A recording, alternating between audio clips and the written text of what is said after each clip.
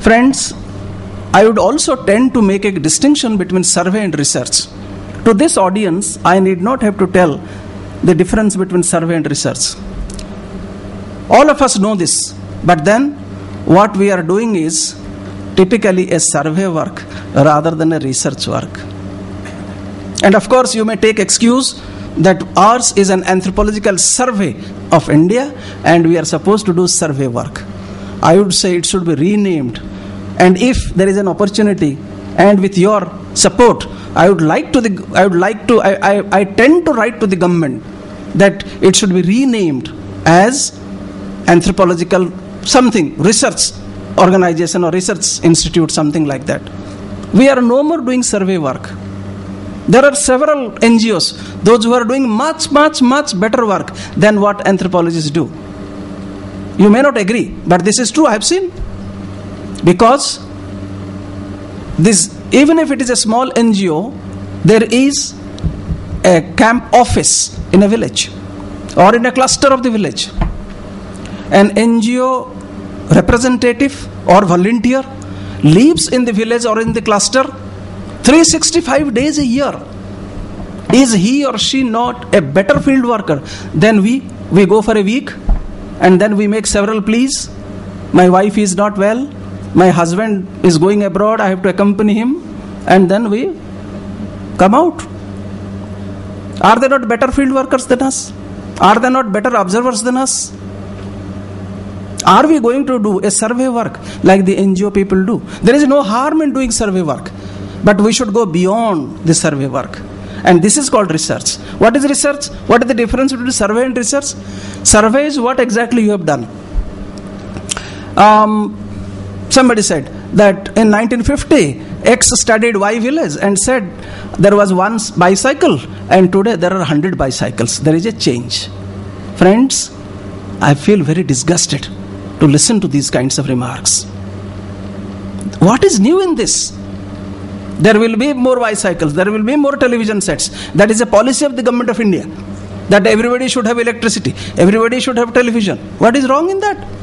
And there are several national channels.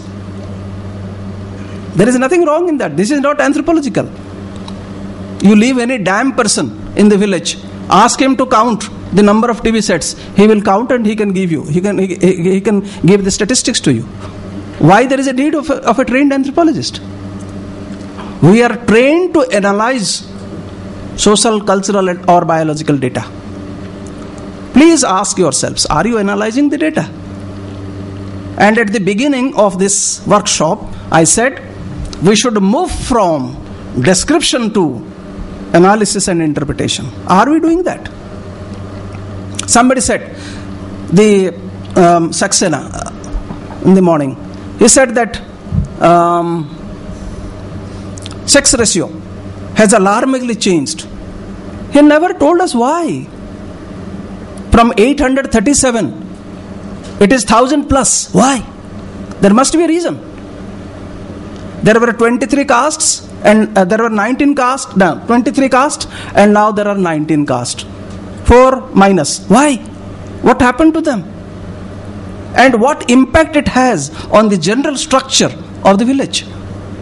What impact it has on the inter-caste relationship? This is what we are trained for. This we are not trained to count the numbers.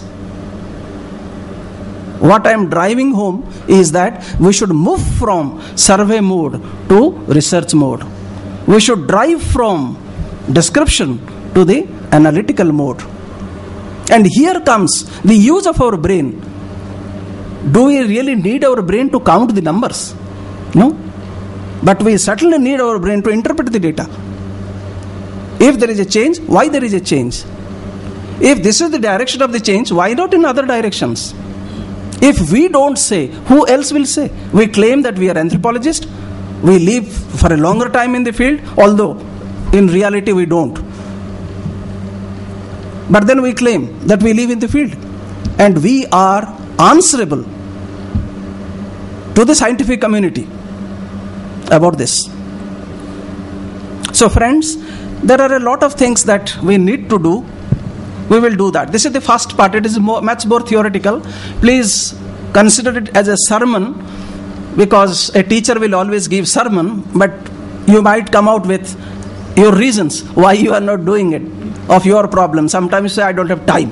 Sometimes you say, I don't have money. Sometimes you say, the file is stuck up in the head office and Pandey is responsible for this. So you have several reasons not to do. But then, if you do it, certainly you are doing the best job for your organization. The second part will be replanning of this project. We have already exhausted the valuable 1 year time. 1 year is not a small time, friends. It's a long time. And with such a huge manpower at our disposal, we say this is the largest body of trained anthropologists in this country under the government setup. There is no dearth of manpower. And I can assure you there is no dearth of money also. There might be some bureaucratic delays, but then that is what we have learned from the British, and probably we have to continue with the same mode for some time unless there is a real movement in this country against bureaucracy. Anyway, that is a different thing altogether. What I want to say is that there is no shortage of money. There is no shortage of manpower. What we need is that we have to ask ourselves, ask our conscience whether what we are doing, are we doing the right or wrong? If you ask your conscience and get an answer and guided by what your conscience says, I think we will accomplish whatever objective that are given to us. There is absolutely no problem about it.